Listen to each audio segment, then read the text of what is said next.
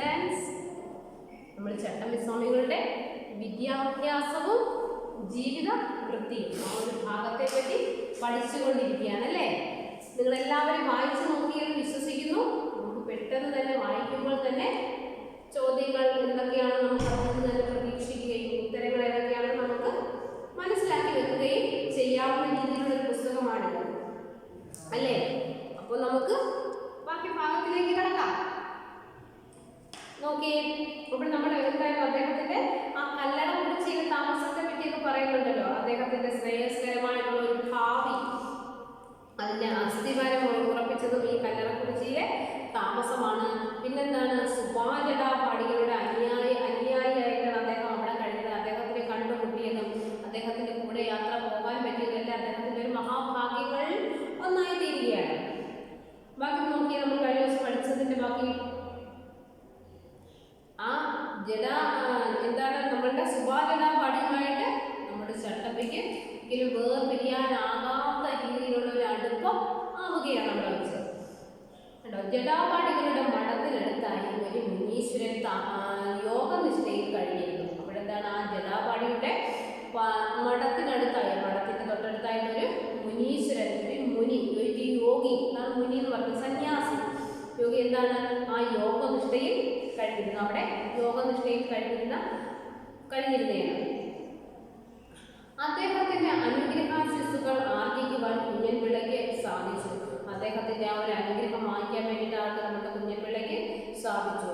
തമിഴ് ശൈലിയിലുള്ള യോഗമുറകൾ കുഞ്ഞൻപിള്ള അഭ്യസിച്ചത് ആ മഹായോഗിയിൽ നിന്നായിരുന്നു. അദ്ദേഹം ഇപ്പൊ തമിഴ്നാട്ടിലല്ലേ താമസിക്കുന്നത്. അപ്പോഴെന്താണ് അദ്ദേഹം തമിഴ്നാട്ടിൽ നിൽക്കാൻ കാരണം എന്ന് വെച്ചാൽ എന്താണ്, തമിഴ്നാട്ടിൽ അദ്ദേഹം നിൽക്കുന്ന കാരണം എന്താണെന്ന് വെച്ച് കഴിഞ്ഞാൽ എന്താണ്, ആ തമിഴ് ഗ്രന്ഥങ്ങളെ പറ്റി, തമിഴ് വ്യാകരണത്തെ പറ്റി കൂടുതൽ മനസ്സിലാക്കുക, പഠിക്കുക എന്നുള്ളത് അദ്ദേഹത്തിന്റെ വളരെ വലിയൊരു ആഗ്രഹമായിരുന്നു. അതുകൊണ്ട് അദ്ദേഹം തമിഴ്നാട്ടിലേക്ക് അദ്ദേഹത്തിന്റെ എന്താണ് ജീവിതത്തിലൊരു വിധി ഉണ്ടായി. അദ്ദേഹത്തിന് അവിടെ പോവുകയും കൂടുതൽ അറിവ് സമ്പാദിക്കാൻ പറ്റുന്ന അദ്ദേഹത്തിന്റെ ഒരു വിധി അദ്ദേഹത്തിന് ഉണ്ടായി കഴിഞ്ഞു. അപ്പോഴെന്താണ് അദ്ദേഹം ആ തമിഴ് പോയപ്പോഴെന്താണ് ഒരു മുനീശ്വരൻ എന്താണ് യോഗനിഷ്ഠയിൽ കഴിഞ്ഞിരുന്നു. അദ്ദേഹത്തിന്റെ അനുഗ്രഹാശിസ്സുകൾ ആർജിക്കുവാൻ കുഞ്ഞൻപിള്ളയ്ക്ക് സാധിച്ചു.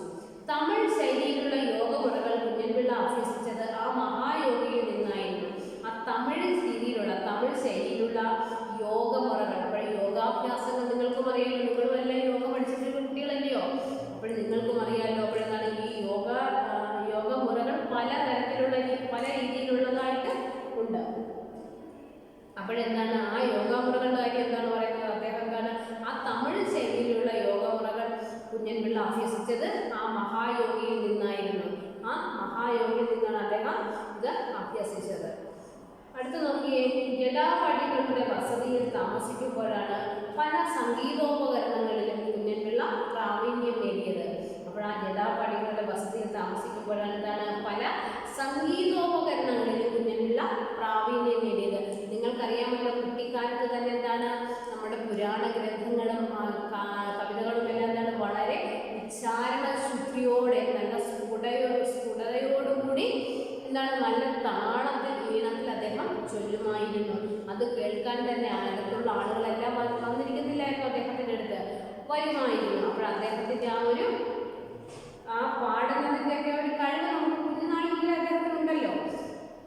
അപ്പോൾ നോക്കിക്കേ, അപ്പോഴെന്താണ് അദ്ദേഹം പല സംഗീതോപകരണങ്ങളിലും എന്താണ് തബല, ചെണ്ട അങ്ങനെയുള്ള കാര്യങ്ങളൊക്കെ ഉണ്ടല്ലോ, അതിനെല്ലാം അദ്ദേഹം എന്താണ് പുല്ലാങ്കുഴലൊക്കെ കൂട്ടത്തിൽ തന്നെയാണ്. അതെന്താണ് കുഞ്ഞൻപിള്ള പ്രാവീണ്യം നേടിയത്. കുഞ്ഞൻപിള്ളയുടെ പ്രതിഭയെ തേച്ചു മിനുക്കി എടുക്കുന്നതിനാൽ ഈ കാലഘട്ടത്തിന് വലിയ പ്രാധാന്യമുണ്ട്. എന്താണ് ആ കുഞ്ഞൻപിള്ളയുടെ ആ ഒരു പ്രതിഭയെ, അദ്ദേഹത്തിന്റെ ആ ഒരു മനസ്സിൽ ഉറങ്ങിക്കിടക്കുന്ന ആ ഒരു കലാകാരനെ, അതായത് ആ പ്രതിഭയെ തേച്ചു മിനുക്കി എടുക്കുന്നതിനാൽ ഈ കാലഘട്ടത്തിന് വലിയ പ്രാധാന്യമുണ്ട്. അദ്ദേഹത്തിന്റെ ആ ഒരു മനസ്സിൽ ഉറങ്ങിക്കിടന്ന സംഗീത ഉപകരണങ്ങൾ വായിക്കുവാനുള്ള ആ ഒരു കഴിവുണ്ടല്ലോ, അതിനെ ഇങ്ങനെ തേച്ചു മിനുക്കി എടുക്കുന്നതിന് ആ ഒരു കാലഘട്ടത്തിന് വലിയ പ്രാധാന്യമുണ്ട്. മുനി സമാനനായ ജടാപാടികൾ തന്റെ വിജ്ഞാന ഭണ്ഡാരത്തിലുണ്ടായിരുന്ന സിദ്ധികളും ജ്ഞാനവും ശിഷ്യന് പകർന്നു നൽകി. എന്താണ് ആ മുനി സമാനനായ ജടാപാടികൾ, ആ ഒരു മുനിക്ക് തുല്യമായിരുന്നു അദ്ദേഹം. ആ മുനി സമാനനായിട്ടുള്ള ജടാപാടികൾ തന്റെ വിജ്ഞാന ഭണ്ഡാരത്തിലുണ്ടായിരുന്ന സിദ്ധികളും പകർന്നു നൽകി. ഇത് കുഞ്ഞൻപിള്ളയുടെ ചട്ടമ്പികളുടെ കേരളത്തിലെ സാമൂഹിക നവോത്ഥാന പ്രവർത്തനങ്ങൾക്ക് ഊർജം നൽകി. എന്താണ് അദ്ദേഹം എന്ത് ചെയ്തത്? ആ മുനി സമാനമായിട്ടുള്ള ആ ജടാപാടികൾ എന്താണ് തൻ്റെ വിജ്ഞാന ഭണ്ഡാരത്തിലുണ്ടായിരുന്ന സിദ്ധികളും ജ്ഞാനവും ശിഷ്യർക്ക് പകർന്നു നൽകി. തൻ്റെ അറിവിലുണ്ടായിരുന്ന തൻ്റെ വിജ്ഞാനമാകുന്ന ഭണ്ഡാരത്തിൽ അദ്ദേഹത്തിന് അപ്പോഴെന്താണ് നമ്മുടെ ഭൂമിയിലുള്ള എല്ലാ കാര്യങ്ങളെ പറ്റി നല്ലൊരു അറിവുണ്ടായിരുന്നു അദ്ദേഹത്തിന്. കണ്ടോ, അതാണ് വിജ്ഞാന ഭണ്ഡാരം എന്ന് പറയുന്നത്. ഭണ്ഡാരപ്പുര എന്നൊക്കെ നമ്മൾ കേട്ടിട്ടുണ്ടല്ലോ. ഏതാണ്? നമ്മുടെ പത്മനാഭസ്വാമി ക്ഷേത്രത്തിലെ ഭണ്ഡാരപ്പുരയുടെ കാര്യം നിങ്ങൾ ഒരു 2-3 വർഷം മുമ്പുള്ള ന്യൂസ് പേപ്പറിൽ കാര്യങ്ങളിലെല്ലാം വായിച്ചിട്ടുണ്ടായിരുന്നല്ലോ. ഭണ്ഡാരപ്പുര അതിലെന്താണ് ചില ഭണ്ഡാരപ്പുര തുറക്കാൻ വേണ്ടിയിട്ടുള്ള ഗവൺമെന്റിന്റെ അപ്രൂവലൊക്കെ വാങ്ങിക്കുകയും ചിലത് തുറക്കാൻ പറ്റാതിരിക്കുകയും അങ്ങനെ തുറന്ന ഭണ്ഡാരപ്പുരകൾ എന്താണെന്ന് ഒരുപാട് നിധി ശേഖരങ്ങളൊക്കെ കണ്ടെത്തിയതായിട്ട് നിങ്ങൾ വായിച്ചിട്ടുണ്ടല്ലോ. അപ്പോൾ ഭണ്ഡാരപ്പുര എന്ന് വെച്ചാൽ എന്താണ്? നമ്മളുടെ എല്ലാ സംഭവങ്ങളും സൂക്ഷിച്ചു വെക്കുന്ന ഒരുപാട് വിലമതിക്കാനാകാത്ത സംഭവങ്ങൾ വരെ അതിൽ കാണാം. അങ്ങനെയുള്ള സംഭവങ്ങൾ വരെ അതിൽ കാണാം. അപ്പോഴെന്താണ് ഇദ്ദേഹത്തിന്റെ ഭണ്ഡാരപ്പുരയിൽ ഉണ്ടായിരുന്ന എന്താണ്? ആ വിജ്ഞാനത്തിന്റെ ഭണ്ഡാരപ്പുരയാണ്. വിജ്ഞാനമാണ്, അറിവാണ്, അറിവിന്റെ ആ അറിവുകളുടെ കേദാരമാണ് അദ്ദേഹത്തിന്റെ മനസ്സ് എന്ന് പറയുന്നത്. അദ്ദേഹം എന്ന് പറയുന്നത് മനസ്സെന്നല്ല, അദ്ദേഹം എന്ന് പറയുന്നത് നമ്മുടെ ജടാപാടികൾ എന്ന് പറയുന്നത് എന്താണ്? വിജ്ഞാന ഭണ്ഡാരമാണ്. ആ അറിവുകളുടെ ഒരു എന്താണ് പറയുന്നത്? നമ്മൾ എൻസൈക്ലോപീഡിയ എന്നൊക്കെ പറയത്തില്ലേ, ആ ഒരു സംഭവമായിരുന്നു നമ്മുടെ ജടാപാടികൾ. അപ്പോഴെന്താണ് തൻ്റെ വിജ്ഞാന ഭണ്ഡാരത്തിലുണ്ടായിരുന്ന സിദ്ധികളും അദ്ദേഹത്തിനുണ്ടായിരുന്ന ആ ഒരു സിദ്ധികൾ കഴിവുകളാണ്. ആ സിദ്ധികളും ജ്ഞാനവും അറിവും എല്ലാം എന്താണ് ശിഷ്യന് പകർന്നു നൽകിയല്ല അദ്ദേഹം ശിഷ്യന്മാർക്ക് അദ്ദേഹത്തിന്റെ ശിഷ്യൻ ആരാണ്? നമ്മുടെ കുഞ്ഞൻ ചട്ടമ്പി. അദ്ദേഹം ചട്ടമ്പിക്ക് പകർന്നു നൽകി. ഇത് കുഞ്ഞൻപിള്ള എന്ന ചട്ടമ്പി സ്വാമികളുടെ കേരളത്തിലെ സാമൂഹിക നവോത്ഥാന പ്രവർത്തനങ്ങൾക്ക് ഊർജം നൽകി. അപ്പോഴും എന്താണ് ആ ഒരു കഴിവുകൾ അദ്ദേഹത്തിന് കിട്ടിയത്? അതുകൊണ്ട് എന്താണ് അദ്ദേഹത്തിന് എഴുതിയത്? ഇത് കുഞ്ഞൻപിള്ള എന്ന ചട്ടമ്പി സ്വാമികളുടെ കേരളത്തിലെ സാമൂഹ്യ നവോത്ഥാന പ്രവർത്തനങ്ങൾക്ക് ഊർജം നൽകി. നമ്മുടെ സമൂഹത്തിന്റെ സാമൂഹികമായിട്ടുള്ള ഒരു നവോത്ഥാന പ്രവർത്തനങ്ങൾ നമ്മുടെ കേരളത്തിന് വേണ്ടിയിട്ടുള്ള ഉയർച്ച വരാൻ വേണ്ടിയിട്ട് ഈ ഒരു സംഭവം ഇടയാക്കി. കണ്ടോ, കേരളത്തിലെ സാമൂഹിക നവോത്ഥാന പ്രവർത്തനങ്ങൾക്ക് ഊർജം നൽകി. ആ സാമൂഹിക നവോത്ഥാന പ്രവർത്തനങ്ങൾക്കെല്ലാം വളരെ ഊർജം നൽകുന്നതായിരുന്നു എന്ത്? നമ്മുടെ ജടാപാടികളുടെ അദ്ദേഹവുമായിട്ടുള്ള ആ ഒരു കൂടിച്ചേരലും അദ്ദേഹം തന്നെ വിജ്ഞാനത്തിന്റെ ഭണ്ഡാരത്തിൽ നിന്നും സിദ്ധികളും ജ്ഞാനവും നമ്മുടെ കുഞ്ഞൻ ചട്ടമ്പിക്ക് പകർന്നു കൊടുത്തു. ആ കിട്ടിയ അറിവ് എന്താണ്? നമ്മുടെ സാമൂഹ്യ നവോത്ഥാന പ്രസ്ഥാനത്തിന്, നവോത്ഥാന പ്രവർത്തനങ്ങൾക്കുള്ള ഒരു ഊർജമാണ് അദ്ദേഹത്തിന് ലഭിച്ചത്. അപ്പോൾ അത്രയും കാര്യം നിങ്ങൾക്ക് മനസ്സിലായോ? അപ്പോഴെന്താണ് ഇങ്ങനെ ചോദ്യം ചോദിച്ചത്? നിങ്ങൾക്ക് അതിന് ഉത്തരം പറയാൻ പറ്റുമോ?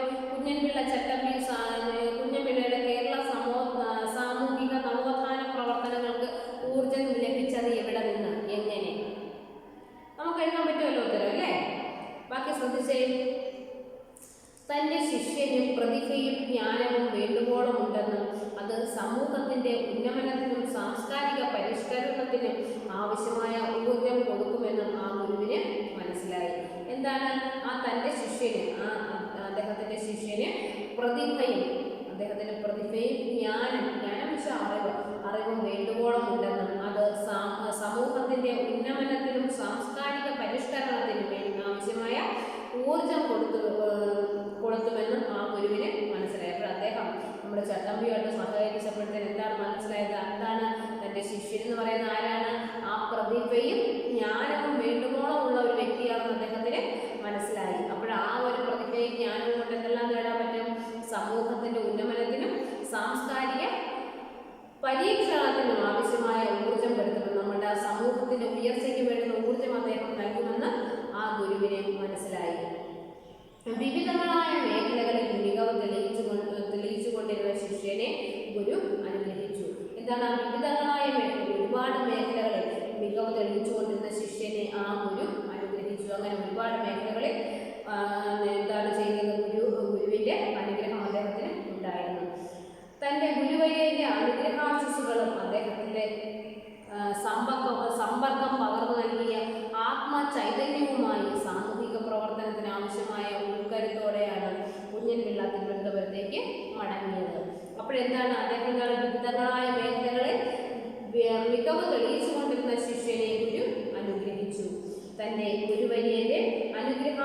ആശംസകളും അദ്ദേഹത്തിന്റെ സമ്പർക്കം പകർന്നു നൽകിയ ആത്മചൈതന്യവുമായി സാമൂഹിക പ്രവർത്തനത്തിന് ആവശ്യമായ ഉൾക്കരുത്തോടെയാണ് കുഞ്ഞൻപിള്ള തിരുവനന്തപുരത്തേക്ക് മടങ്ങിയത്. അപ്പോഴെന്താണ് അദ്ദേഹത്തെ അവിടെ നിന്നിട്ടുള്ള എന്താണ് ആ ഗുരുവുമായിട്ടുള്ള സമ്പർക്കം മൂലം അദ്ദേഹത്തിന് എന്താണ് ആത്മചൈതന്യം ലഭിച്ചു കഴിഞ്ഞു. ആത്മചൈതന്യവും സാമൂഹിക പ്രവർത്തനത്തിന് ആവശ്യമായ ഉൾക്കരുത്തും, സാമൂഹിക പ്രവർത്തനത്തിന് ആവശ്യമായിട്ടുള്ള ഉൾക്കരുത്തും കുഞ്ഞൻപിള്ള ഉൾക്കരുത്തോടു കൂടിയുമാണ് കുഞ്ഞൻപിള്ള തിരുവനന്തപുരത്തേക്ക് മടങ്ങിയത്. കുഞ്ഞൻപിള്ളയുടെ തിരുവനന്തപുരത്തേക്കുള്ള മടക്കയാത്രയും സംഭവബഹുലമായിരുന്നു. അദ്ദേഹത്തിന്റെ തിരിച്ച് തിരുവനന്തപുരത്തേക്കുള്ള മടക്കയാത്രയും എന്തായാലും സംഭവബഹുലമായിരുന്നു. സംഭവബഹുലം എന്ന് വെച്ചാൽ എന്താണോ ഒരുപാട് സംഭവങ്ങൾ കൂടി ചേർന്നിട്ടുള്ള കാര്യങ്ങളാണ്. ഇപ്പൊ നമുക്ക് സംഭവബഹുലം എന്ന് വെച്ചാൽ നമ്മൾ രാവിലെ സ്കൂളിലേക്ക് വരുന്നു വീട്ടിൽ നിന്ന് അല്ലേ, വരുന്ന വഴിക്ക് എന്താണ് നമ്മൾ ഇപ്പോഴത്തെ എന്തെങ്കിലും കുട്ടികളാണ് നമ്മൾ പൊതുവെ സ്കൂൾ ബസ്സിലല്ല ലൈൻ ബസ്സിലൊക്കെയാണ് കൂടുതലും വരാറുള്ളത്. അപ്പോഴെന്താണ് രാവിലെ സംഭവപരമായിട്ടുള്ള വരവ് എങ്ങനെയാണ്, രാവിലെ ഇറങ്ങിയപ്പോൾ ഒരു ചേട്ടൻ്റെ ബൈക്ക് പോകുന്നു, ഫ്രണ്ടാണ്, കൂട്ടുകാരൻ്റെ ചേട്ടനാണ്, നമ്മൾ കൈ കാണിച്ചു ആ ബൈക്കിൽ കയറി.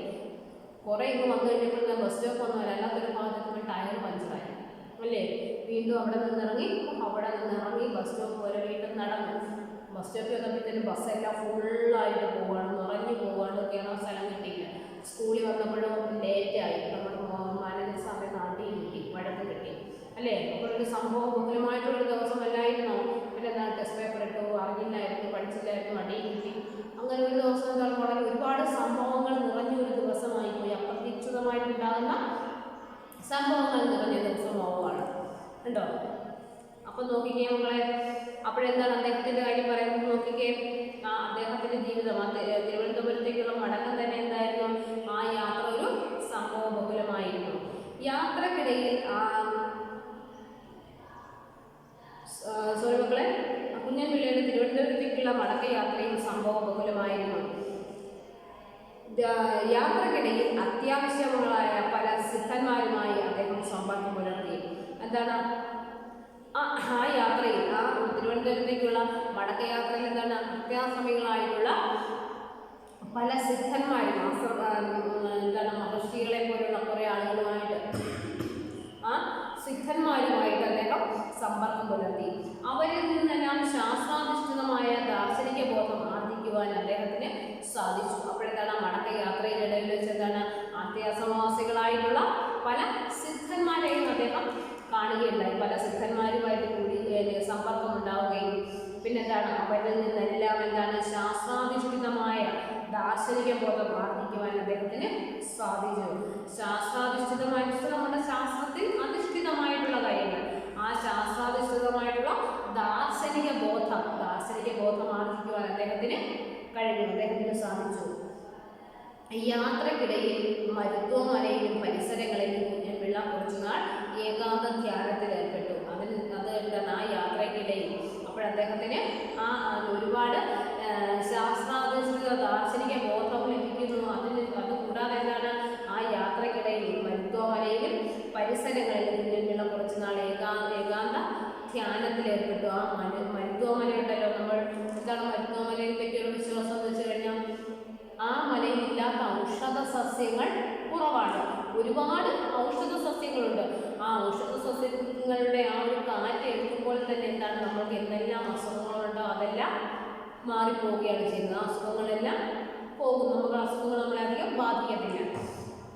അപ്പോഴെന്താണ് അദ്ദേഹം ആ മരുത്വമലയിലും പരിസരങ്ങളിലും കുഞ്ഞൻപിള്ള കുറച്ചുനാൾ ഏകാന്ത ധ്യാനത്തിൽ ഏർപ്പെട്ടു. അദ്ദേഹം ഏകാന്തമായിട്ട് കുറേ നാൾ ധ്യാനത്തിൽ ഏർപ്പെട്ടിരുന്നു. ജനവാസം നന്നേ കുറഞ്ഞ ആ മലയോര പ്രദേശത്ത് ആഹാരവും ജലപാനവും ഇല്ലാതെയായിരുന്നു അദ്ദേഹം പലപ്പോഴും കഴിഞ്ഞുകൂടിയിരുന്നത്. അപ്പോഴെന്താണ് ആൾക്കാർ പോലും ജനവാസം നന്നേ കുറഞ്ഞ ഒരു മലയോര പ്രദേശത്താണ് അദ്ദേഹം ആ സ്ഥലത്ത് വെച്ചത്. അദ്ദേഹത്തിന് ആഹാരവും ജലപാനവും കുടിക്കാൻ വേണ്ടത്ര വെള്ളം പോലും ഇല്ലാതെയാണ് അദ്ദേഹം പലപ്പോഴും കഴിഞ്ഞുകൂടിയത്. നമ്മളെ കൊണ്ടാണെങ്കിൽ പറ്റുമോ ആഹാരവും വെള്ളവും ഇല്ലാതെ കഴിയാൻ പറ്റുമോ? പറ്റത്തില്ല. ഒരു കുറച്ച് നേരം വെള്ളം കുടിക്കാൻ ഇരിക്കുമ്പോഴേക്കും ദാഹിക്കുന്നത് പറഞ്ഞ് മേളമായിരിക്കും. വിശപ്പാണെങ്കിലോ പിന്നെ സഹിക്കത്തില്ല വിശപ്പ് അല്ലേ, ആ ഒരവസ്ഥയല്ലേ നമ്മളെ സംബന്ധിച്ചത്. അപ്പോഴതെന്താണ് ആ യാത്രക്കിടയിൽ എന്താണ് അദ്ദേഹം ആ മരുത്വമലയിൽ തപസ്സനുഷ്ഠിച്ചിരുന്ന സമയത്ത്, ആ ഏകാന്തമായിട്ടുള്ള ധ്യാനത്തിൽ ഏർപ്പെട്ടിരുന്ന സമയത്ത് പലപ്പോഴും അദ്ദേഹം എന്തായിരുന്നു, ജനവാസം തീരെ കുറഞ്ഞിട്ടുള്ള മേഖലയായിരുന്നു. അദ്ദേഹത്തിന് പല ദിവസങ്ങളിലും ആഹാരവും കുടിക്കാൻ ഒരു തുള്ളി വെള്ളം പോലും കിട്ടിയിരുന്നില്ല. കണ്ടോ, മലയോര പ്രദേശത്ത് ആഹാരവും ജലപാനവും ഇല്ലാതെയാണ് അദ്ദേഹം പലപ്പോഴും കഴിഞ്ഞുകൂടിയത്. ഏകാന്ത ധ്യാനത്തിന്റെ തീവ്രമായ അനുഭവം അദ്ദേഹത്തിന് സമ്മാനിച്ചത് അവിടെ നിന്നായിരുന്നു. എന്താണ് ആ ഏകാന്ത ധ്യാനത്തിന്റെ ആ ഒറ്റയ്ക്കിരുന്ന് തപസ്സനുഷ്ഠിക്കുന്നതിന്റെ ഏകാന്ത ധ്യാനത്തിന്റെ തീവ്രമായിട്ടുള്ള ആ ഒരു അനുഭവം അദ്ദേഹത്തിന് ലഭിച്ചത് അവിടെ നിന്നായിരുന്നു. അവിടെ നിന്നാണ് അദ്ദേഹത്തിന് ആ ഒരു തീവ്രമായിട്ടുള്ള അനുഭവം അദ്ദേഹത്തിന് ലഭിച്ചത് അവിടെ നിന്നായിരുന്നു. എവിടാണ് അദ്ദേഹം മരുത്വ മലയിലായിരുന്നു അദ്ദേഹം തപസ്സനുഷ്ഠിച്ചിരുന്നത്, മരുത്വ മലയിൽ. അപ്പോൾ അദ്ദേഹത്തിന് എന്താണ് അദ്ദേഹത്തിന് ഏകാന്തമായിരുന്ന് തപസ്സനുഷ്ഠിക്കുന്നതിന്റെ തീവ്രമായിട്ടുള്ള അനുഭവം അദ്ദേഹത്തിന് ലഭിച്ചത് അവിടെ നിന്നായിരുന്നു. കായ്കനികൾ മാത്രമായിരുന്നു അക്കാലത്ത് അദ്ദേഹത്തിന് വിശപ്പ് അടക്കുവാൻ വെച്ചിരുന്നത്. അപ്പോഴെന്താണ് കായ്കനികൾ, മരങ്ങളുടെയൊക്കെ പഴങ്ങൾ, ഫ്രൂട്ട്സുകൾ അല്ലേ, ആ പഴങ്ങൾ മാത്രമായിരുന്നു അദ്ദേഹത്തിന്. കായ്കളും കനികളും കായ്കളും പഴുത്ത പഴങ്ങളും, അതാണ് കായ്കനികൾ എന്ന് പറയുന്നത്, മാത്രമായിരുന്നു അക്കാലത്ത് അദ്ദേഹത്തിന് വിശപ്പടക്കുവാൻ ലഭിച്ചിരുന്നത്. ഈ യാത്രക്കിടയിലാണ് ആത്മാനന്ദ സ്വാമികൾ എന്നറിയപ്പെട്ടിരുന്ന ഒരു സിദ്ധനെ കുഞ്ഞൻപിള്ള കണ്ടുമുട്ടിയത്. എന്താണ് ഈ ഒരു യാത്രക്കിടയിലാണ് ആത്മാനന്ദ സ്വാമികൾ എന്നറിയപ്പെട്ടിരുന്ന ഒരു സിദ്ധനെ കുഞ്ഞൻപിള്ള കണ്ടുമുട്ടിയത്. എന്താണ് അദ്ദേഹത്തിന്റെ പേര്? ആത്മാനന്ദ സ്വാമികൾ. ആത്മാനന്ദ സ്വാമികൾ എന്നറിയപ്പെടുന്ന ഒരു സിദ്ധനെ കുഞ്ഞൻപിള്ള കണ്ടുമുട്ടിയത്. കുമാരവേലു എന്നായിരുന്നു അദ്ദേഹത്തിന്റെ ലൗകിക നാമം. എന്താണ് കുമാരവേലു എന്നായിരുന്നു അദ്ദേഹത്തിന്റെ ലൗകിക നാമം. ആ സിദ്ധനിൽ നിന്നാണ് കുഞ്ഞൻപിള്ള ആത്മവിദ്യയുടെ പ്രായോഗിക തലങ്ങൾ വൈദഗ്ധ്യമാർജിച്ചത്. എന്തായിരുന്നു അദ്ദേഹത്തിന്റെ പേര്? കുമാരവേലു. കുമാരവേലു എന്നായിരുന്നു അദ്ദേഹത്തിന്റെ ലൗകിക നാമം. ലൗകിക നാമം എന്ന് വെച്ചാൽ എന്താണ്? നമ്മളുടെ സാധാരണ ഉള്ള പേരിനെ നമ്മൾ ലൗകിക നാമം എന്ന് പറയുന്നത്, നമ്മളുടെ ഒരു പേര്. അല്ലെങ്കിൽ എന്താണ്, ഇപ്പൊ ഇദ്ദേഹം സന്യാസിയോ സ്വാമിയൊക്കെ ആയിക്കഴിഞ്ഞാൽ നമ്മൾ കുമാരവേലു എന്ന് പറയും ഇല്ല, ഇത് സ്വാമി എന്ന് പറയുന്നത് നമ്മൾ യോഗി എന്ന് പറയും. അങ്ങനെയുള്ള പേരുകളിലാണ് പിന്നീട് നമ്മൾ അദ്ദേഹത്തെ അറിയപ്പെടുന്നത്. അപ്പോൾ നോക്കിക്കേ, അപ്പോൾ കുമാരവേലുവിന്റെ കാര്യം എന്താണ്? വേലു എന്നായിരുന്നു അദ്ദേഹത്തിന്റെ ലൗകിക നാമം. ആ സിദ്ധനിൽ നിന്നാണ് കുഞ്ഞൻപിള്ള മർമ്മവിദ്യയുടെ പ്രായോഗിക തലങ്ങളിൽ വൈദഗ്ധ്യമാർജിച്ചത്. ആ സിദ്ധനിൽ നിന്നാണ് എന്താണ് നമ്മുടെ കുഞ്ഞൻപിള്ള മർമ്മവിദ്യയുടെ പ്രായോഗിക തലങ്ങളിൽ വൈദഗ്ധ്യം ആർജിച്ചത്. ആ മർമ്മവിദ്യകൾ അറിയാമോ? മർമ്മവിദ്യ എന്താണ്? നമ്മുടെ ശരീരത്തിൽ ഒരുപാട് മർമ്മഭാഗങ്ങളുണ്ട്. നമ്മുടെ ഈ തിരുനെറ്റി നമ്മുടെ മർമ്മഭാഗമാണ് അല്ലേ? അതൊക്കെ നിങ്ങൾക്ക് അറിയാലോ. ഈ ചെവി, അതൊക്കെ നമ്മളുടെ മർമ്മഭാഗങ്ങളാണ്. എന്താണ് നമ്മൾ ഒരു അറിയാതെ ഒന്നും വല്ല ഒരു തട്ടൊക്കെ ഇവിടെ കിട്ടുന്നത് നമുക്കൊന്നും ഒരു അബോധാവസ്ഥയിലേക്ക് പോകുന്ന ഒരു അനുഭവമൊക്കെ നമുക്കുണ്ടാകും. മർമ്മം അറിയാവുന്ന മർമാണിക്കാണെങ്കിൽ നമ്മുടെ ശരീരത്തിന് ഓരോ മർമ്മങ്ങളും വ്യക്തമായിട്ട് അറിയാൻ സാധിക്കുന്നുണ്ട്. അപ്പോഴെന്താണ് അദ്ദേഹം ഒരു മർമ്മവിദ്യയുടെ പ്രയോഗ തലങ്ങളിൽ വൈദഗ്ധ്യം ആർജിച്ച ആളായിരുന്നു കുമാരവേലു. കേട്ടോ, ആ സിദ്ധൻ അദ്ദേഹം നമ്മുടെ കുഞ്ഞൻപിള്ള മർമ്മവിദ്യയുടെ പ്രായോഗിക തലങ്ങളിൽ വൈദഗ്ധ്യം ആർജിച്ചത്. അപ്പോൾ അദ്ദേഹത്തിൽ നിന്നാണ് നമുക്ക് നമ്മുടെ കുഞ്ഞൻ ചെട്ടപ്പിക്ക് മർമ്മവിദ്യയുടെ പ്രായോഗിക തലങ്ങളിലുള്ള പരിജ്ഞാനം ലഭിക്കുന്നത്. ഈ യാത്രക്കിടയിൽ ഒരു തങ്ങളിൽ നിന്നും ഇസ്ലാമിക ദർശനത്തെക്കുറിച്ചും അദ്ദേഹം മനസ്സിലാക്കിയതായി കാണുന്നു. അപ്പോഴെന്താണ് അതാണ് പറഞ്ഞില്ലേ, സംഭവം ബഹുലമായിട്ടുള്ള യാത്രയായിരുന്നു, തിരിച്ചുവരവായിരുന്നില്ല അദ്ദേഹത്തിൻ്റെത്. അപ്പോൾ ഈ സമയത്ത് എന്തൊക്കെ ചെയ്തു അദ്ദേഹം? ആ കുമാരവേലു എന്ന ഒരു വ്യക്തിയിൽ നിന്ന് ആ മർമ്മവിദ്യയുടെ പ്രായോഗിക തലങ്ങളിൽ വൈദഗ്ധ്യം ആർജിച്ചത്. നമ്മൾക്ക് എന്തെങ്കിലും അസുഖങ്ങളും കാര്യങ്ങളൊക്കെ വേദനകളൊക്കെ ഉണ്ടെങ്കിൽ മർമ്മം അറിയാവുന്നതാണ്, അതിനകത്ത് കറക്റ്റായിട്ടൊക്കെ പിടിച്ച് വിളിക്കും തടവി കഴിഞ്ഞ് കഴിഞ്ഞാൽ നമ്മളുടെ അസുഖങ്ങൾ മാറും. മർമ്മവിദ്യ എന്ന് വെച്ചാൽ നമ്മളുടെ ശരീര സംരക്ഷണത്തിനും പെട്ടെന്ന് രോഗങ്ങൾ മാറാനും അതുപോലെ തന്നെ നമ്മളെ തളർത്തി കിടത്താൻ വരെ കഴിവുള്ളതാണ് ഈ മർമ്മവിദ്യ എന്ന് പറയുന്ന കാര്യം. കേട്ടോ, അപ്പോഴെന്താണ് അദ്ദേഹം മർമ്മവിദ്യയുടെ പ്രായോഗിക തലങ്ങളിൽ വൈദഗ്ധ്യം ആർജിച്ചു. ആരിൽ നിന്നാണ്? കുമാരവേലു എന്ന വ്യക്തിയിൽ നിന്ന്. അതിനുശേഷം ഈ യാത്രക്കിടയിൽ ഒരു തങ്ങളിൽ നിന്നും ഇസ്ലാമിക ദർശനത്തെക്കുറിച്ചും അദ്ദേഹം മനസ്സിലാക്കിയതായി കാണുന്നു. അദ്ദേഹം ഒരു തങ്ങളിൽ നിന്ന്, നിങ്ങൾക്കറിയാമല്ലോ തങ്ങളായാണ്, നമ്മുടെ മുസ്ലിം മത ഗ്രന്ഥങ്ങളെല്ലാം നന്നായിട്ട് അറിയാവുന്ന നമ്മളുടെ തങ്ങൾ എന്ന് പറയുന്നത് ഒരു പുരോഹിതനാണ്. മുസ്ലിം സമുദായത്തിലെ പുരോഹിതനെ നമ്മൾ തങ്ങൾ എന്നാണ് അറിയപ്പെടുന്നത്. അപ്പോഴെന്താണ് ആ തങ്ങളിൽ നിന്ന് ഒരു ഇസ്ലാമിക ദർശനത്തെക്കുറിച്ചും അദ്ദേഹം മനസ്സിലാക്കിയതായി കാണുന്നു. ആ ഒരു ഇസ്ലാമിക ദർശനത്തെക്കുറിച്ചും നമ്മളുടെ ഖുറാനിലുള്ള കാര്യങ്ങളാണ് ഇസ്ലാമിക ദർശനങ്ങൾ. ആ ദർശനത്തെക്കുറിച്ചും അദ്ദേഹം മനസ്സിലാക്കിയതായി കാണുന്നു. തായി അമ്മാൾ, ആറാം സ്വാമികൾ എന്നിവരിൽ നിന്നും വിശിഷ്ട ഗണത്തിൽപ്പെട്ട ചില യോഗവിദ്യകൾ മനസ്സിലാക്കുവാനും കുഞ്ഞൻപിള്ളയ്ക്ക് സാധിച്ചു. പിന്നീട് എന്താണ്?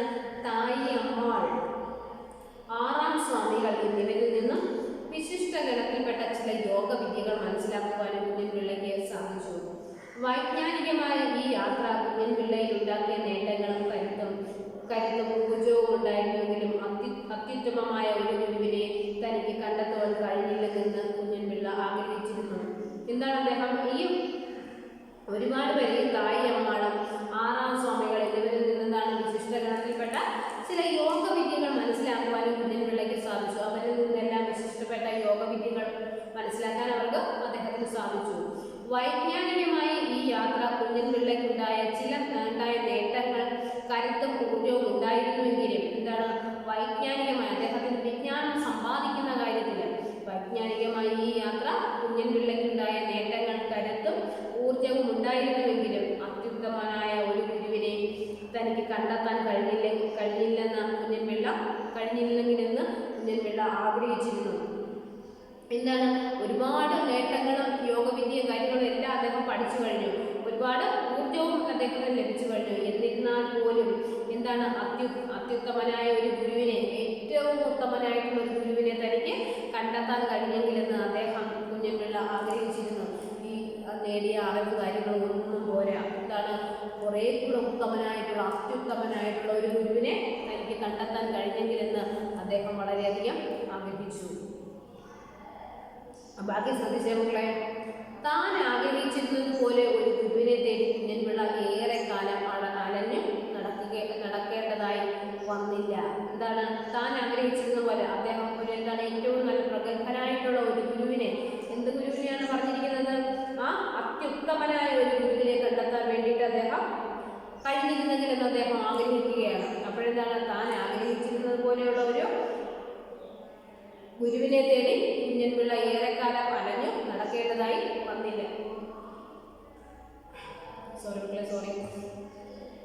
താൻ ആഗ്രഹിച്ചതുപോലെയുള്ള ഒരു ഗുരുവിനെ തേടി കുഞ്ഞൻപിള്ള ഏറെക്കാലം അലഞ്ഞു നടക്കേണ്ടതായി വന്നില്ല. വടിവീശത്തിനടുത്ത് വെച്ചായിരുന്നു നിർണായകമായ ഈ സംഗമം.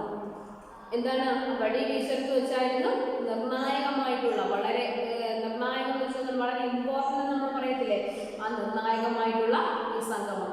അവിടെ ഒരു വീട്ടിൽ അടിയന്തര സദ്യ നടക്കുന്നുണ്ടായിരുന്നു. ഒരു അടിയന്തരം എന്ന് പറഞ്ഞാൽ നമ്മൾ ഈ പറയുന്നത് 16 അടിയന്തരമല്ല. അടിയന്തരം എന്ന് വെച്ചാൽ നമ്മുടെ കേരളത്തിൻ്റെ കുറേ ഭാഗത്ത് കല്യാണത്തിനുള്ള അടിയന്തരം എന്ന് പറയുന്നുണ്ട്. ഏതെങ്കിലും വിശേഷപ്പെട്ട വിരുന്നുകൾക്ക് നമ്മൾ അടിയന്തരം എന്ന് പറയുന്നുണ്ട്. അപ്പോൾ നമ്മൾ 16 അടിയന്തരമാണെന്ന് കരുതരുത്. ഓക്കെ, എന്താണ് ആ വടിവീശത്ത് വെച്ചായിരുന്നു നിർണായകമായ ഈ സംഗമം. എവിടാണ് വടിവീശൽ? ഒരു സ്ഥലപ്പേരാണ്. ആ വടിവീശത്ത് വെച്ചായിരുന്നു നിർണായകമായ ഈ സംഗമം. അവിടെ ഒരു വീട്ടിൽ ഒരു അടിയന്തര സദ്യ നടക്കുന്നുണ്ടായിരുന്നു. അടിയന്തരത്തിനൊരു സദ്യ നടക്കുന്നുണ്ടായിരുന്നു. ഊണ് കഴിഞ്ഞ് പുറത്തേക്കിട്ട ഇലകളിൽ നിന്നും ഉച്ഛിഷ്ടം ഭക്ഷിക്കുവാൻ നായ്ക്കൾക്കൊപ്പം ഒരു വൃദ്ധനും എത്തിച്ചേർന്നു. എന്താണ് അവിടെ നമ്മൾ പൊതുവെ സദ്യ കഴിച്ചു കഴിഞ്ഞാൽ എന്താണ് ആ കഴിക്കുന്ന ഇലയും അതിനകത്ത് കുറേ ഭക്ഷണ സാധനവും വേസ്റ്റായി പോകത്തില്ലേ, എച്ചിലാകി പോകും. അപ്പോഴാ വേസ്റ്റ് കൊണ്ടിടുന്ന സ്ഥലത്ത് ആ ഉച്ഛിഷ്ടം ഇടുന്നിടത്ത് എന്താണ് ഉച്ഛിഷ്ടം എന്ന് വെച്ചാൽ നിങ്ങളുടെ അർത്ഥം എച്ചിൽ എന്നാണ് കേട്ടോ. ആ വാക്കിൻ്റെ അർത്ഥം എച്ചിലെന്നാണ് ഉച്ഛിഷ്ടം. അപ്പോഴാ ഉച്ഛിഷ്ടം ഭക്ഷിക്കുവാൻ നായ്ക്കൾക്കൊപ്പം ഒരു വൃദ്ധനും എത്തിച്ചേർന്നു. ആ ഉച്ഛിഷ്ടം കഴിക്കാൻ വേണ്ടിയിട്ട് ആ പൊതുവേ നമ്മളുടെ എച്ചിൽ വീഴുന്നിടത്ത് എന്താണ് പൊതുവേ നായ്ക്കൾ വന്നത് കഴിച്ചുകൊണ്ട് പോവുകയാണ് ചെയ്യുന്നത്. അപ്പോൾ ആ നായ്ക്കൾക്കൊപ്പം എന്താണ് ഒരു വൃദ്ധനും, ഒരു പ്രായമുള്ള വൃദ്ധനും എത്തിച്ചേർന്നു. എന്നാൽ വൃദ്ധനും നായ്ക്കളും തമ്മിൽ യാതൊരു സ്പർദ്ധയുമില്ലാതെ സാഹോദര്യത്തോടെയാണ് ഏറ്റുമുട്ടൽ തുടങ്ങുന്നത്. കഷ്ടമല്ലേ? ഒരു പ്രായമുള്ള ഒരാൾ ആ നായ്ക്കളുടെ കൂടെ അവിടുന്ന് ആഹാരം കഴിക്കാൻ വേണ്ടിയിട്ട് എത്തിച്ചേരുകയാണ് ഉണ്ടായത്. അപ്പോഴെന്താണ് ആ വൃദ്ധനും നായ്ക്കളും തമ്മിൽ യാതൊരു സ്പർദ്ധയുമില്ലാതെ സാഹോദര്യത്തോടെയാണ് എച്ചത്തീറ്റ തുടർന്നത്. ആ നമ്മുടെ ആ ഒരു വൃദ്ധനും ആ നായ്ക്കളും കൂടി ഒരു ശത്രുതയുമില്ലാതെ സാഹോദര്യത്തോടെ, ഒത്തൊരുമയുടെ ആ ഒരു സഹോദര സ്നേഹത്തോടെയാണ് ആ ഒരു തുടർന്നത്. വൃദ്ധൻ ഇടയ്ക്കിടെ എച്ചിൽ വാരി പട്ടികളെ തീറ്റിയിരുന്നു എന്നത് അവിടെ കൂടിയിരുന്ന ആൺകുട്ടികളിൽ കൗതുകമുണർത്തി. എന്താണ് അത് കൂടാതെ എന്താണ് ചെയ്യുന്നത്? ഈ വൃദ്ധൻ ഇടയ്ക്കിടയ്ക്ക് ഈ എച്ചിൽ വാരി പട്ടികളെ തീറ്റുന്നു. ആ നായ്ക്കൾക്ക് ഭക്ഷണം വാരി കൊടുക്കണം, എച്ചിൽ അതിൽ നിന്നും വാരി കൊടുക്കുന്നുണ്ട്. അതെന്താണ് അത് ആ വാരി കൊടുക്കുന്നത് എന്നത് അവിടെ കൂടിയിരുന്ന ആൺകുട്ടികളിൽ കൗതുകമുണർത്തി. അവിടെ നിന്നവർക്ക് ഒരു കൗതുകമായിട്ട് ഒരു തമാശ രൂപേണ അത് തോന്നുകയാണ്. എന്താണ് പറയുന്നത്? നോക്കി, എവിടായിരുന്നു? വടിവീശത്ത് വെച്ചുള്ള ഒരു അടിയന്തര സദ്യ കഴിച്ചിട്ട് എച്ചിൽ കളയുന്നിടത്ത് എന്താണ് ആ എച്ചിൽ കഴിക്കാൻ വേണ്ടി കുറെ നായ്ക്കൾ വന്ന് എച്ചിൽ കഴിക്കുന്നുണ്ട്. ആ കൂട്ടത്തിൽ തന്നെ എന്താണ് ഒരു വൃദ്ധനും വന്ന് അതിൽ നിന്നും എച്ചിൽ കഴിക്കുന്നതാണ് അദ്ദേഹം കാണുന്നത്. ആ പട്ടികളും അദ്ദേഹവും തമ്മിൽ ഒരു വേറുകൃത്യമില്ലാതാണ് ഒരുമിച്ച് ഒരു യുദ്ധവും ഒരു വൈരാഗ്യം ഒന്നുമില്ലെന്നാണ് ഒരു ആഹാരം കഴിക്കുന്നത്. മാത്രവുമല്ല ആ വൃദ്ധൻ ആ പട്ടികളെ ഊട്ടുന്നതും അതിൻ്റെ ഇടയിലൂടെ കാണുന്നുണ്ട്. ആ കൗതുകത്തിനൊടുവിൽ അവർ നായ്ക്കളെയും വൃദ്ധനെയും കല്ലെറിയുവാൻ തുടങ്ങി. അപ്പോഴെന്താണ് കുറെ നേരം കണ്ടുകൊണ്ടിരുന്ന ആൺകുട്ടികൾക്ക് എന്താണ് കൗതുകമാണ് ആദ്യം തോന്നിയത്. എന്താണ് ആ കൗതുകത്തിനൊടുവിൽ, ആ കൗതുകത്തിന് ശേഷം എന്താണ് അവർ നായ്ക്കളെയും വൃദ്ധനെയും കല്ലെറിയുവാൻ തുടങ്ങി. ആ വൃദ്ധനെയും ആ നായ്ക്കളെയും അവിടെ കൂടി നിൽക്കുന്ന കുട്ടികൾ എന്താണ് ആൺകുട്ടികൾ കല്ലെറിയാണ്, കല്ലുകൾ പറക്കി എറിയാൻ തുടങ്ങിയാണ്. പക്ഷേ എത്ര കല്ലേറ് കൊണ്ടിട്ടും ആ വൃദ്ധന് ഭാവമാറ്റം ഒന്നും ഉണ്ടായില്ല. അദ്ദേഹത്തിന്റെ ദേഹത്ത്, ആ വൃദ്ധന്റെ ദേഹത്ത് ഈ കല്ല് വന്ന് കൊണ്ടാൽ പോലും അദ്ദേഹത്തിന് ഒരു ഭാവമാറ്റവും ഉണ്ടായില്ല. യാതൊരു മുറുമുറുപ്പുമില്ലാതെ ആ നായ്ക്കൾ ആ യാചകനെ അനുസരിച്ചു കൊണ്ടിരുന്നു. അവർക്ക് പൊതുവെ എന്താണ് പട്ടികളുടെ ദേഹത്തൊക്കെ കല്ല് വന്നു വീഴുമ്പോഴത്തേനും അവർ തിരിച്ചു ഒരു കൊരയൊക്കെ കുറച്ചിട്ടല്ലേ പോകുന്നത്, ഒരു മുറുമുറുപ്പ് ഒരു കൊരയൊക്കെ നടക്കും. പക്ഷെ ഇവിടെ ആണെങ്കിലോ യാതൊരു മുറുമുറുപ്പുമില്ലാതെ ആ നായ്ക്കൾ ആ യാചകനെ അനുസരിച്ചു കൊണ്ടിരുന്നു. ആ നായ്ക്കൾ ഒരു പ്രശ്നമില്ലാതെ ആ യാചകനെ അനുസരിച്ചു കൊണ്ടിരുന്നു. അദ്ദേഹം കൊടുക്കുന്ന ഭക്ഷണം കഴിക്കുകയാണ് അവര്. വിവേകിയായ മനുഷ്യരെയും വിശേഷ ബുദ്ധിയില്ലാത്ത ജന്തുക്കളെയും സമരസപ്പെടുത്തുന്ന സവിശേഷമായ ഒരു സിദ്ധി ആ യാചകനുണ്ടെന്ന് ആ സദ്യക്കെത്തിയ കുഞ്ഞൻപിള്ള മനസ്സിലാക്കി. എന്താണ് ആ കൗതുകത്തിനൊടുവിൽ, അദ്ദേഹത്തിന്റെ ആ ഒരു കൗതുകത്തിനൊടുവിൽ എന്താണ് അവരെന്ത് ചെയ്തു? ആ നായ്ക്കളെയും വൃദ്ധനെയും കല്ലെറിഞ്ഞോടിക്കുവാൻ തുടങ്ങി, കല്ലെറിയുവാൻ തുടങ്ങി. പക്ഷെ എത്ര കല്ലേറ് കൊണ്ടിട്ടും ആ വൃദ്ധന് ഭാവമാറ്റമൊന്നും ഉണ്ടായില്ല. യാതൊരു മുറുമുറുപ്പുമില്ലാതെ ആ നായ്ക്കൾ ആ യാചകനെ അനുസരിച്ചു കൊണ്ടിരുന്നു. ഒരു മുറുമുറുപ്പുമില്ലാതെ ആ നായ്ക്കള് ആ യാചകനെ അനുസരിച്ചു കൊണ്ടിരുന്നു. വിവേകിയായ മനുഷ്യനെയും വിശേഷ ബുദ്ധിയില്ലാത്ത ജന്തുക്കളെയും സമരസപ്പെടുത്തുന്ന സവിശേഷമായ ഒരു സിദ്ധി ആ യാചകനുണ്ടെന്ന് ആ സദ്യക്കെത്തിയ കുഞ്ഞൻപിള്ള മനസ്സിലാക്കി. എന്താണ് അദ്ദേഹം മനസ്സിലാക്കിയത്? എന്താണ് വിവേകിയായ മനുഷ്യനെയും വിശേഷ ബുദ്ധിയില്ലാത്ത ജന്തുക്കളെയും, വിവേകിയായിട്ടുള്ള വിവേകമുള്ള ആളുകളെന്നുള്ള മനുഷ്യർ, ആ വിവേകിയായിട്ടുള്ള മനുഷ്യനെയും വിശേഷ ബുദ്ധിയില്ലാത്ത ജന്തുക്കളെയും സമരസപ്പെടുത്തുന്ന സവിശേഷമായ ഒരു സിദ്ധി ആ യാചകനുണ്ടെന്ന് ആ സദ്യക്കെത്തിയ കുഞ്ഞൻപിള്ള മനസ്സിലാക്കിയപ്പോൾ അദ്ദേഹത്തിന് ഇത് കണ്ടപ്പോൾ എന്താണ് തോന്നിയത്? ആ വിവേകിയായിട്ടുള്ള മനുഷ്യനെയും വിശേഷ ബുദ്ധിയില്ലാത്ത ജന്തുക്കളെയും സമരസപ്പെടുത്തുന്ന സവിശേഷമായിട്ടുള്ള ഒരു സിദ്ധി അദ്ദേഹത്തിന് ഉണ്ടെന്ന് സദ്യക്കെത്തിയ കുഞ്ഞൻപിള്ള മനസ്സിലാക്കി. കുഞ്ഞൻപിള്ള ആ വൃദ്ധനെ സസൂക്ഷ്മം നിരീക്ഷിച്ചു. കുഞ്ഞൻപിള്ള എന്ത് ചെയ്തു? ആ വൃദ്ധനെ സൂക്ഷ്മതയോടുകൂടി നിരീക്ഷിച്ചു. തന്നെ ഒരാൾ നിരീക്ഷിക്കുന്നുണ്ടെന്ന് മനസ്സിലാക്കിയ വൃദ്ധൻ അപ്രതീക്ഷിതമായി എച്ചിൽ തീറ്റ നിർത്തി എഴുന്നേറ്റ് നടക്കുവാൻ തുടങ്ങി. അപ്പോഴെന്താണ് ഒരാൾ തന്നെ ഇങ്ങനെ ശ്രദ്ധിക്കുന്നുണ്ടെന്ന് മനസ്സിലാക്കിയ വൃദ്ധൻ എന്ത് ചെയ്തു? ആ വൃദ്ധനിൽ നിന്ന് അപ്രതീക്ഷിതമായിട്ട് എച്ചിൽ തീറ്റ, കഴിച്ചുകൊണ്ടിരുന്ന എച്ചിൽ തീറ്റ മതിയാക്കിയിട്ട് എഴുന്നേറ്റ് നടക്കുവാൻ തുടങ്ങി. അദ്ദേഹം അവിടെ നിന്ന് എഴുന്നേറ്റ് നടക്കുവാൻ തുടങ്ങി. വൃദ്ധൻ വെറുമൊരു യാചകനല്ലെന്ന് അനേകം യോഗിവര്യന്മാരെ മുൻപ് കണ്ടിട്ടുള്ള കുഞ്ഞൻപിള്ളയ്ക്ക് മനസ്സിലായിരുന്നു. എന്താണ് അദ്ദേഹം നിസ്സാരപ്പെട്ട വെറുമൊരു ഭിക്ഷക്കാരനല്ല, വെറുമൊരു യാചകനല്ല എന്ന് അനേകം യോഗിവര്യന്മാരെ, ഒരുപാട് യോഗിവര്യന്മാരെ അദ്ദേഹം കണ്ടു കഴിഞ്ഞല്ലോ കുഞ്ഞൻപിള്ള. ആ യോഗിവര്യന്മാരെ മുൻപ് കണ്ടിട്ടുള്ള കുഞ്ഞൻപിള്ളയ്ക്ക് മനസ്സിലായിരുന്നു. എന്തൊക്കെയാണ് നമ്മൾ നോക്കിയേ? ആ കുഞ്ഞൻപിള്ള ആ വൃദ്ധനെ സസൂക്ഷ്മം നിരീക്ഷിച്ചു. തന്നെ ഒരാൾ നിരീക്ഷിക്കുന്നുണ്ടെന്ന് മനസ്സിലാക്കിയ വൃദ്ധൻ അപ്രതീക്ഷിതമായി എച്ചിൽ തീറ്റ നിർത്തി എഴുന്നേറ്റ് നടക്കുവാൻ തുടങ്ങി. വൃദ്ധൻ വെറുമൊരു യാചകനല്ലെന്ന് അനേകം യോഗിവര്യന്മാരെ മുൻപ് കണ്ടിട്ടുള്ള കുഞ്ഞൻപിള്ളയ്ക്ക് മനസ്സിലായിരുന്നു. ഈ മഹാത്മാവ് തന്നെ ഗുരു തന്നെ എന്ന് ഉറച്ചു വിശ്വസിച്ച ചട്ടമ്പി ആ ഭിക്ഷ ഭിക്ഷുവിനെ പിന്തുടർന്നു.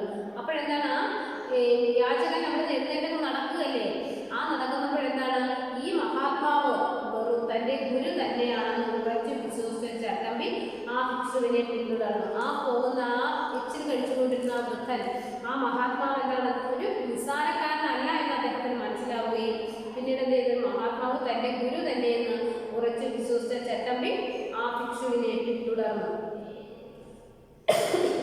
അപ്പോൾ അദ്ദേഹം നിസ്സാരക്കാരനല്ലെന്ന് മനസ്സിലാക്കുകയും അദ്ദേഹത്തിനെ പിന്തുടരുകയും ചെയ്തു.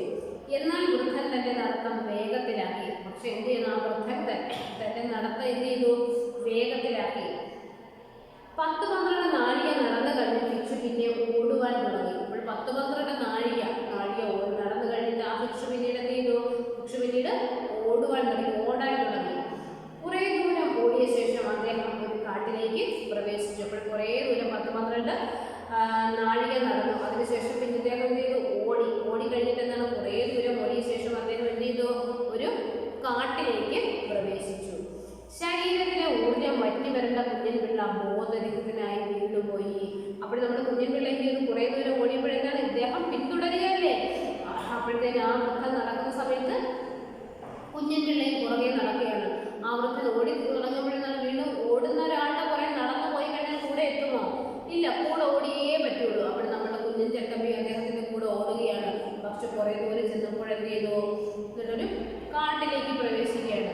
അപ്പോഴെന്താണ്, ആ ശരീരത്തിലെ ഊർജ്ജമെല്ലാം നഷ്ടപ്പെട്ടിട്ട് കുഞ്ഞൻപിള്ള ബോധരഹിതനായിട്ട് വീണുപോയി. അദ്ദേഹം ആ ബോധാവസ്ഥയിൽ അവിടെ വീണുപോയി. എങ്ങനെയാണെന്ന് നോക്കിയേ, ശരീരത്തിൻ്റെ ഊർജ്ജം നഷ്ടപ്പെട്ട്. നമ്മൾക്കറിയാം അദ്ദേഹം എന്താണ് എവിടാണ് ആ മരുത്തോമലയിലൊക്കെ എന്താണ് ആ മരുത്തോമലയിൽ ജനവാസ മേഖല അല്ലാതിരുന്നൊരു സ്ഥലത്ത് പോലും ആഹാരവും വെള്ളവും ഇല്ലാത്ത ദിവസങ്ങൾ തള്ളി നീക്കിയിട്ടുള്ള വ്യക്തിയായിരുന്നു.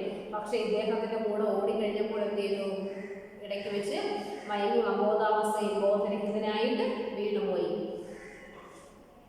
തന്നെ പിന്തുടർന്ന യുവാവ് അസാമാന്യനല്ലെന്നും അയാളിൽ ആത്മീയ തേജസ് ജ്വലിക്കുന്നുണ്ടെന്നും ആ ഭിക്ഷു മനസ്സിലാക്കി. അപ്പോഴെന്താണ്, അദ്ദേഹം നിസ്സാരക്കാരനല്ലെന്നും തന്നെ പിന്തുടർന്ന യുവാവ് അസാമാന്യനല്ലെന്നും അയാളിൽ ആധ്യാത്മിക തേജസ് ജ്വലിക്കുന്നുണ്ടെന്നും ആ ഭിക്ഷു മനസ്സിലാക്കി. അപ്പോഴെന്താണ്, ഒരു നിസ്സാരപ്പെട്ട ഒരു വ്യക്തിയല്ല തൻ്റെ പുറകെ വന്നത്, ഞാൻ ഓടിയപ്പോൾ കൂടെ ഓടിയതിൽ നിന്ന് ആ വൃദ്ധന് മനസ്സിലായി, ആ ഭിക്ഷു മനസ്സിലാക്കി.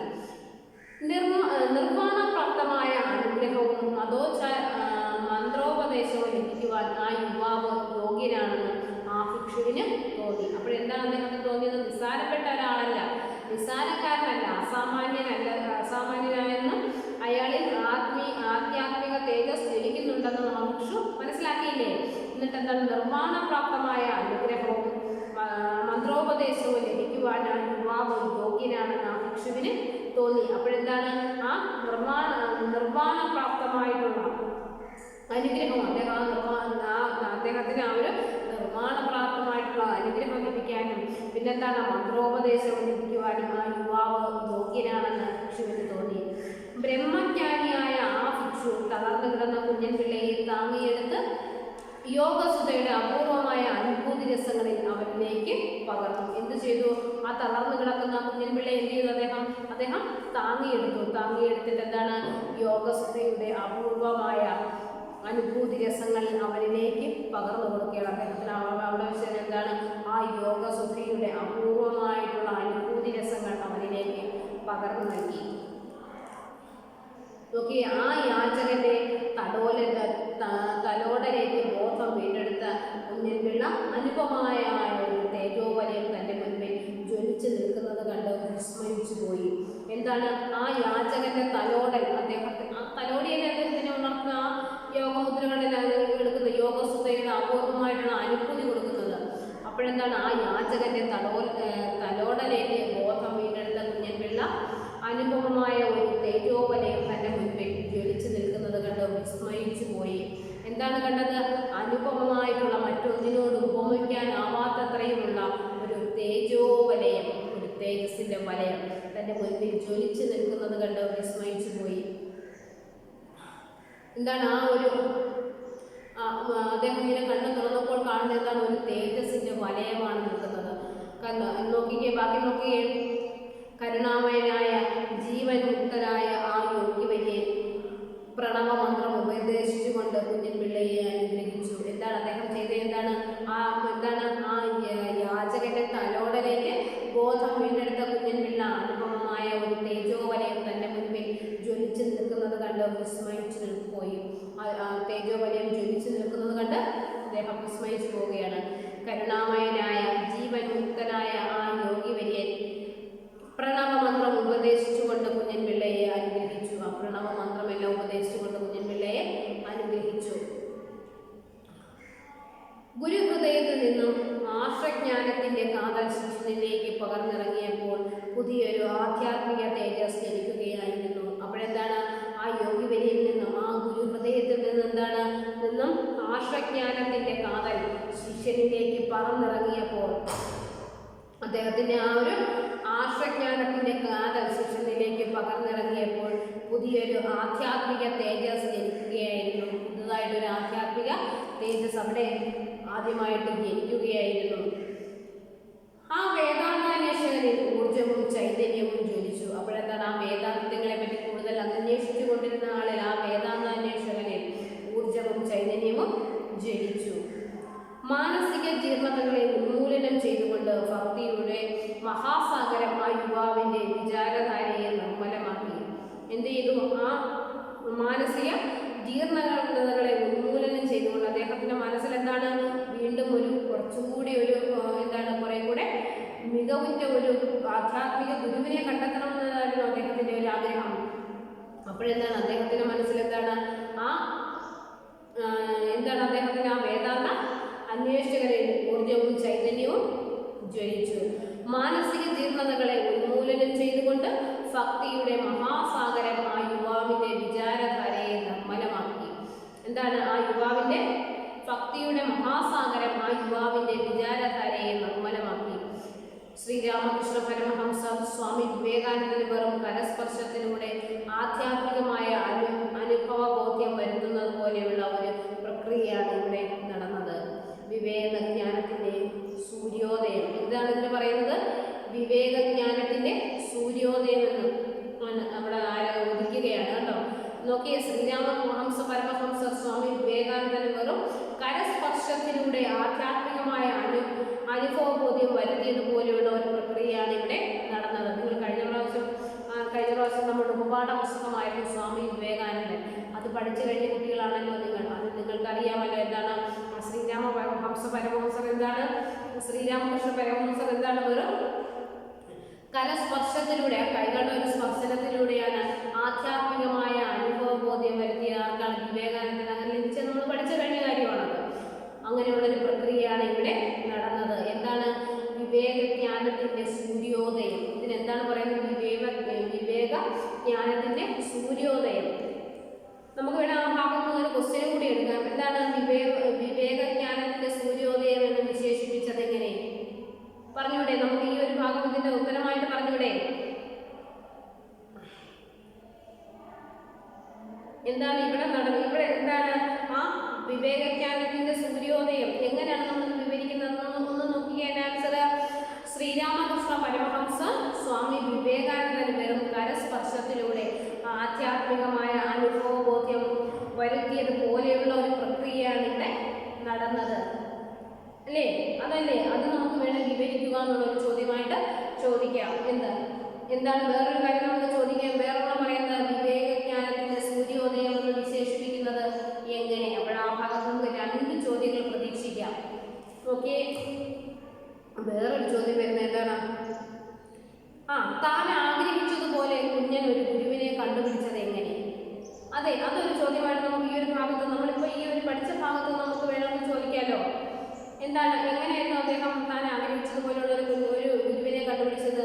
അദ്ദേഹം എന്തായിരുന്നു? ഒരു അടിയന്തര വീട്ടിൽ ആഹാരത്തിന് ശേഷം എച്ചിൽ കഴിക്കുന്ന നായ്ക്കളെയും അവരോടൊപ്പം എച്ചിൽ കഴിക്കുന്ന ഒരു വൃദ്ധനെയും കാണുകയാണ്. അല്ലേ? പിന്നെ കുറച്ച് കഴിയുന്ന കുട്ടികൾ കൗതുകപൂർവ്വം എന്താണ് കല്ലുകൾ പിറക്കി എറിഞ്ഞിട്ട് പോലും അവർക്ക് ഒരു മാറ്റവും ഉണ്ടായില്ല. പിന്നീട് എന്താണ് ആ നായ്ക്കളുടെ കൂടെ ഇരുന്ന് ആഹാരം കഴിച്ച വൃദ്ധ നിസ്സാരക്കാരനല്ലെന്ന് നമ്മുടെ കുഞ്ഞൻ ചട്ടപ്പിക്ക് മനസ്സിലായി. അദ്ദേഹം എന്താണ് ആ വൃദ്ധന്റെ പുറകെ പോകുകയാണ്. ആ ഒരു സന്ദർഭമൊക്കെ നമുക്ക് ഇതിന് ഉത്തരത്തിലായിട്ട് വരുന്നതാണ്. പിന്നീട് കുഞ്ഞൻപിള്ളയുടെ തിരുവനന്തപുരത്തേക്കുള്ള യാത്ര എന്തൊക്കെ സംഭവമായിരുന്നു എന്നുള്ളത് നമുക്ക് വേണമെങ്കിൽ ചോദ്യമായിട്ട് ചോദിക്കാവുന്നതാണ്. പിന്നെ അദ്ദേഹം സംഗീതോപകരണങ്ങളിലുള്ള പ്രാവീണ്യം നേടിയപ്പോൾ അതൊക്കെ നമുക്ക് ഈ ഒരു ഭാഗത്ത് നിന്ന് പ്രതീക്ഷിക്കാവുന്ന ചോദ്യങ്ങളാണ്. ഓക്കെ മക്കളെ, അപ്പോൾ നന്നായിട്ട് വായിക്കുക. എന്ത് സംശയം ഉണ്ടെങ്കിലും മാഡത്തിനോട് ചോദിക്കുക. ഞാനിപ്പോൾ തരുന്ന നോട്ട്സ് തന്നെ ചോദിക്കുക വേണം എന്നൊന്നും പറയാൻ പറ്റത്തില്ല. നമുക്ക് ഈ ഒരു ഭാഗത്ത് നിന്ന് ഏത് നോട്ട് വന്നു കഴിഞ്ഞാലും ചോദിക്കുക, എഴുതാൻ നമ്മളെല്ലാവരും തയ്യാറായിരിക്കണം. ഓക്കെ, ടെക്സ്റ്റ് ഒരു 4-5 പ്രാവശ്യം വായിച്ചാൽ പോരാ. നിങ്ങൾക്ക് എത്ര പ്രാവശ്യം വായിക്കാനുള്ള അവസരം കിട്ടുന്നു അത്രത്തോളം വായിക്കുക, മനസ്സിരുത്തി വായിക്കുക, ഏകാഗ്രമായിട്ട് വായിക്കുക. അപ്പോൾ ഏത് ചോദ്യം എങ്ങനെ ചോദിച്ചു കഴിഞ്ഞാൽ നമുക്കതിൻ്റെ ഉത്തരം എഴുതാൻ വേണ്ടി കഴിയുന്നതാണ്. ഓക്കെ മക്കളെ, അപ്പോൾ നമുക്ക് അടുത്ത ക്ലാസ്സിൽ കാണാം. Okay children.